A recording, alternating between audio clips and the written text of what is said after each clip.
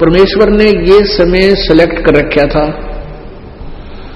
कलयुग की ये बिचली पीढ़ी चल रही है पुण्यात्माओं, अब वो समय आ गया, आप यहां से पीछा छुड़वा सकते हो। 43,20,000 वर्ष होते हैं 4 युगों में, सतयुग, त्रेता, द्वापर और कलयुग में।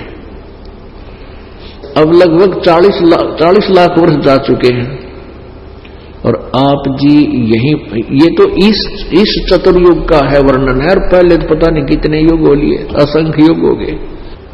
अब जाकर दाव लग गया आपका। काल ने ये कहा था कि परमात्मा 3 युगों में जीव कम ले जाना, और चौथा युग जब कलयुग आवे तब शरण जीव बहु जावे, ऐसा वचन हर मोय दीजे,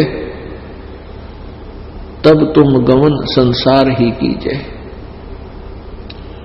काल ने कहा था, हे प्रभु मुझे एक ऐसा वचन दे दो कि 3 युगों में जीव कम ले जाओगे, चौथे युग जब आएगा तुम कितने ही जीव ले जाना।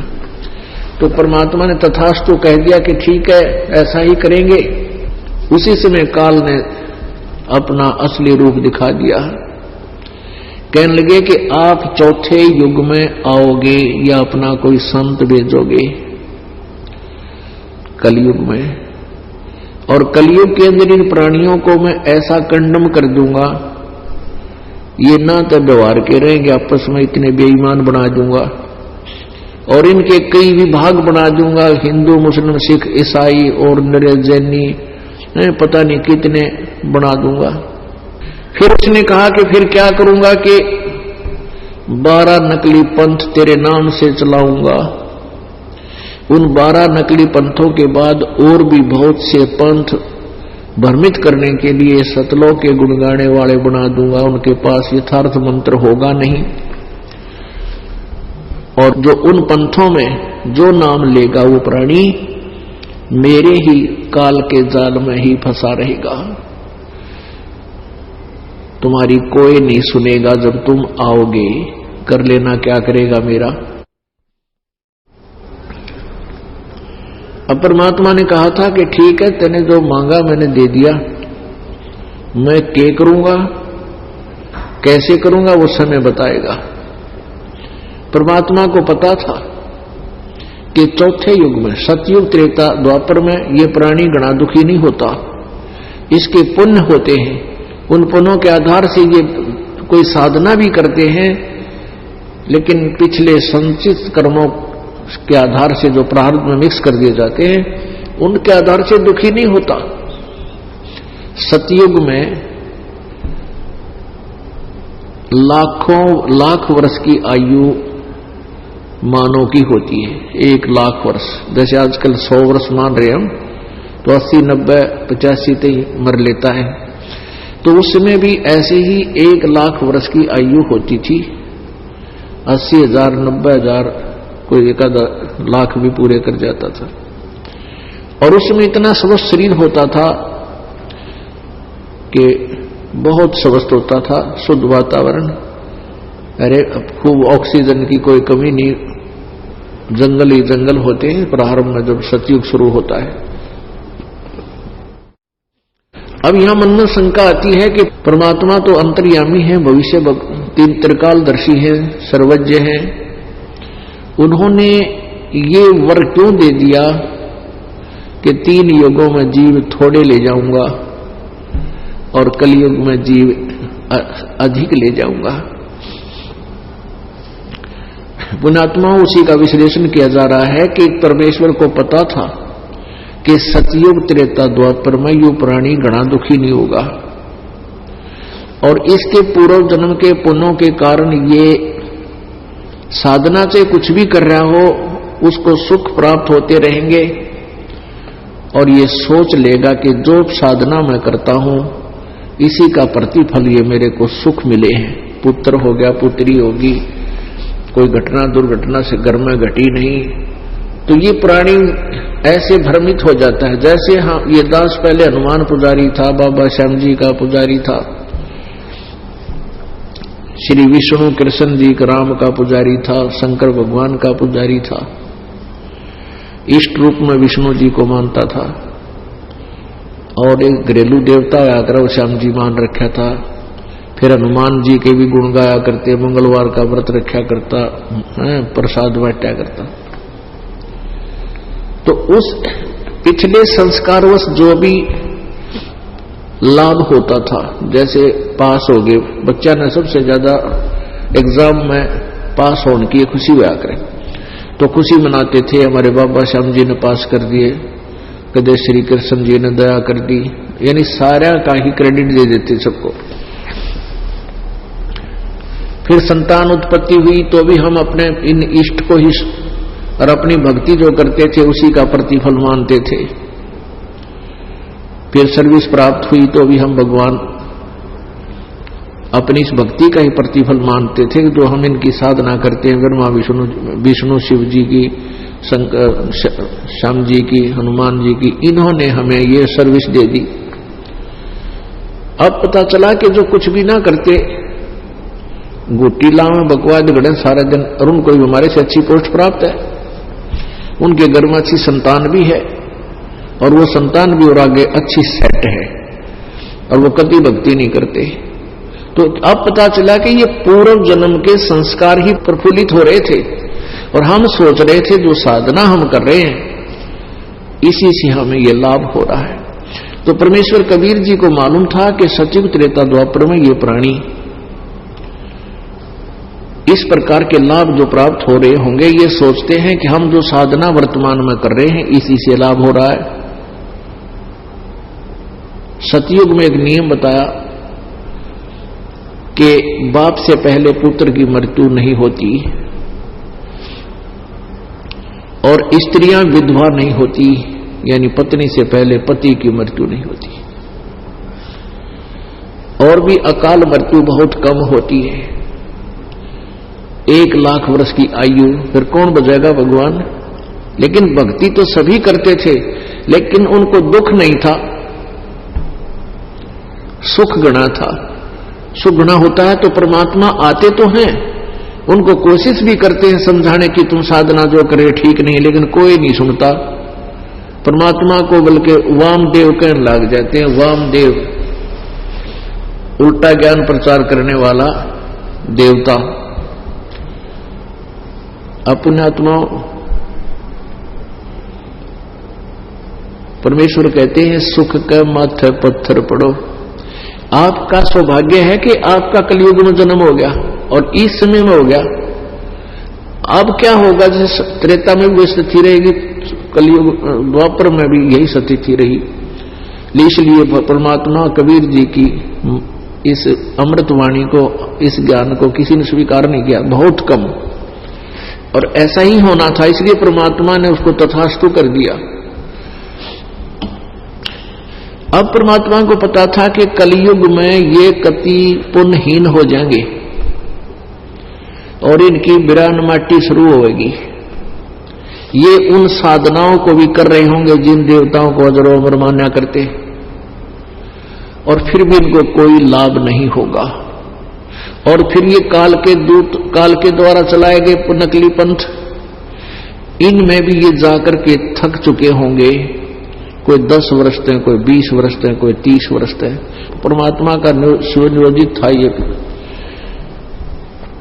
प्रोग्राम कि ये सारे पंथ चल लेंगे ना, उसके बाद शुरू कराएंगे हम अपने यथार्थ ज्ञान ने।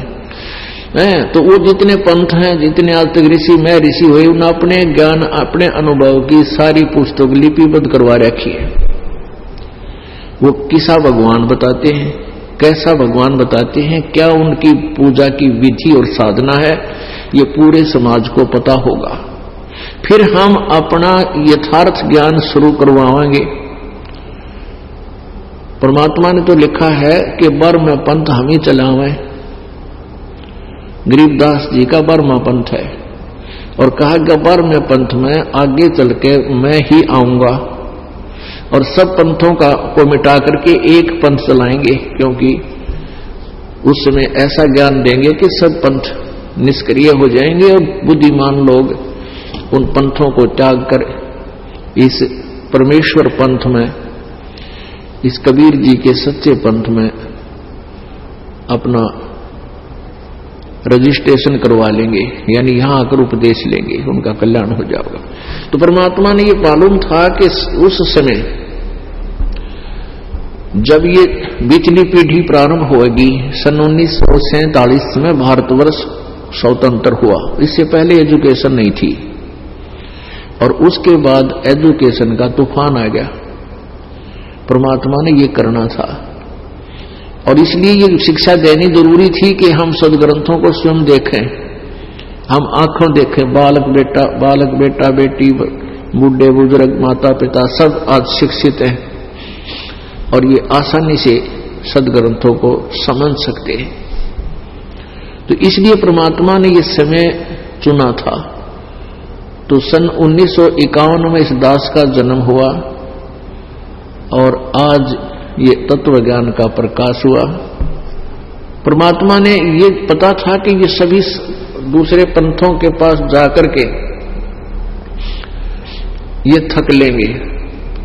ये जितने भी बड़े बड़े पंथ हैं, कोई 100 वर्ष से चल रहा है, कोई 60 वर्ष से, कोई 50 वर्ष से, कोई 40 वर्ष से, और सब ने जो कुछ भी कहना सुनना था, जो लिखना लिखाना था, सारा फाइनल कर चुके। 3-3 पीढ़ी जाली इनकी। अब ये नहीं कह सकते ये कि हम ज्ञान यूं ना बता करते, ये नकल भी करना चाहोगे इस दास वाले सिद्धार्थ ज्ञान की, ये नहीं कर पाओगे क्योंकि इनके शिष्य बुद्धिमान बहुत हैं। वो समझेंगे गुरुजी पहले तो ये कहा करते थे, आज ये ज्ञान कहां से ले आए, ये तो फिर इसका मतलब तो पहले वालों का जीवन बर्बाद कर दिया इन्होंने। तो इस प्रकार इनकी कोई नहीं चलेगी और ये सारे दुखी हो लेंगे। पुण्यात्माओं सत्कर मान लेना। अब कोई राधा स्वामी पंथ से, कोई धन धन सतगुरु सच्चा सौदा वाले पंथ से, सिरसा जगमाल वाली से, और कई इनसे जय गुरुदेव वाले, ठाकुर वाले, ये सह तो एक कुएं का पानी सारा, वही 5 नाम है।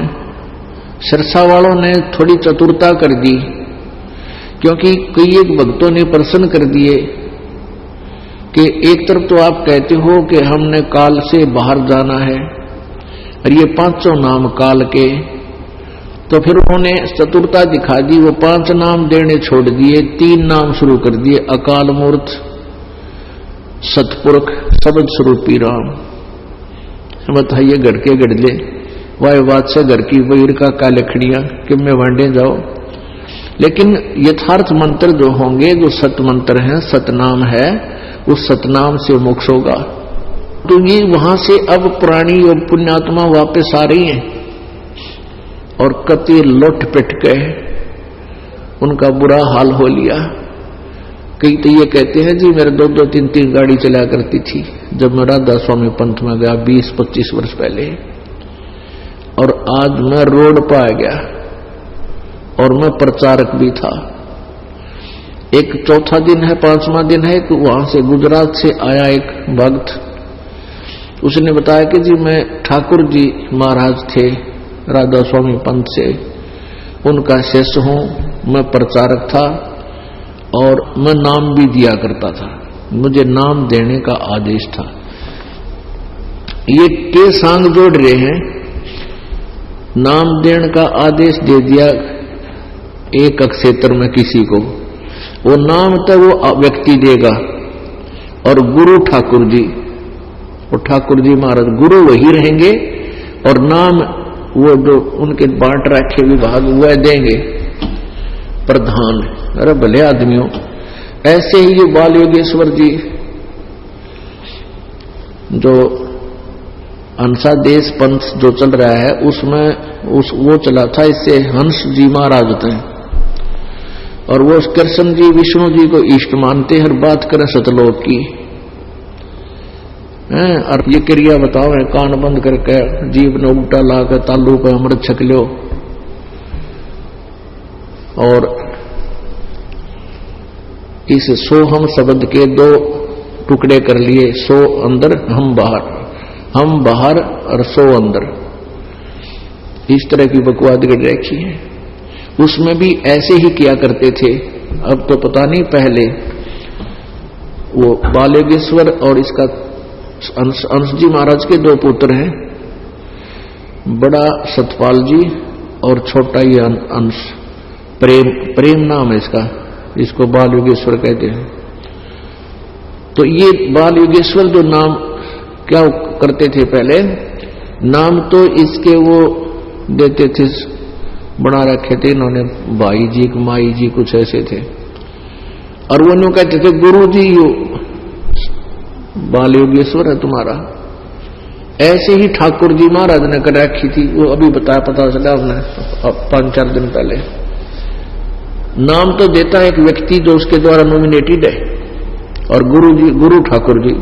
अरे भले आदमी हो, ब्याह किससे तो है लड़की का, और पति को बताओ, या भी कोई आ करे, फेरे किससे तो ले हैं, फेरे कोई ले, और पति तेरा वो है, कदे देखी ना सुनी।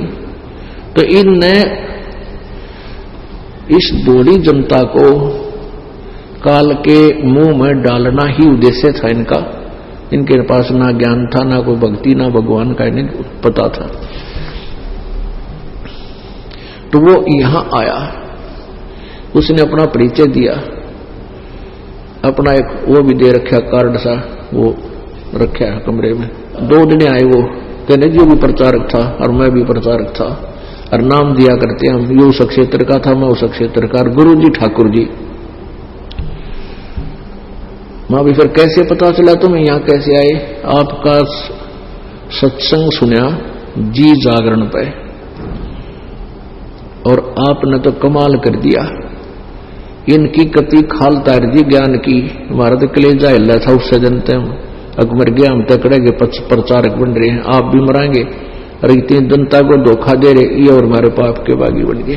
मैंने कहा जी आज के बाद ये सब बकवास छोड़ देना, नहीं तो तुम्हारा नाम नहीं चलेगा। ना बोले छोड़ का आया हम, तो आज अपना पीछा छुड़ाओगे। और प्रार्थना की इस दास ने कि उनको भी समझाओ भोली आत्मा, जो तुमने मिसगाइड कर दी, उनका जीवन बर्बाद कर दिया, तुम महादोषी हो गए। तो कह रहे थे जी कोशिश कराएंगे, लेकिन इम्पॉसिबल है, क्योंकि वो कसूतियार उड़ोरे हैं। कोई बात नहीं, परमात्मा ने ये समय इसलिए सिलेक्ट किया था कि बुद्धिमान प्राणी हो जाएंगे, शिक्षित हो जाएंगे, और आंखों देख और पढ़ लेंगे, फिर इन काल के दूतों को छोड़कर अपने घर में आ जाएंगे। तो पुण्यात्माओं, परमात्मा ने यही उद्देश्य रखा था कि कलयुग में जो है, सतयुग त्रेता द्वापर, ये प्राणी दुखी नहीं होता, और कलयुग में इतना दुखी हो जाएगा, साधना जो कर रहे हैं उनसे लाभ तो होना ही नहीं था, लेकिन इनके पिछले पुण्य भी कौन आ रहे हैं, फिर इन पर दुखों का कहर टूटेगा, और फिर ये हमारे पास आएंगे, आते सुख देंगे। परमात्मा के गुणों में लिखा है कि परमात्मा घोर पाप न काट दे। पुण्यात्माओं, पुण्य से सुख होता है और पाप से दुख होता है। अब जैसे किसी के पैर में कांटा लगा हो, जैसा कि आपको परसों दिखाया था कि श्रीमद् देवी भागवत यानी दुर्गा पुराण,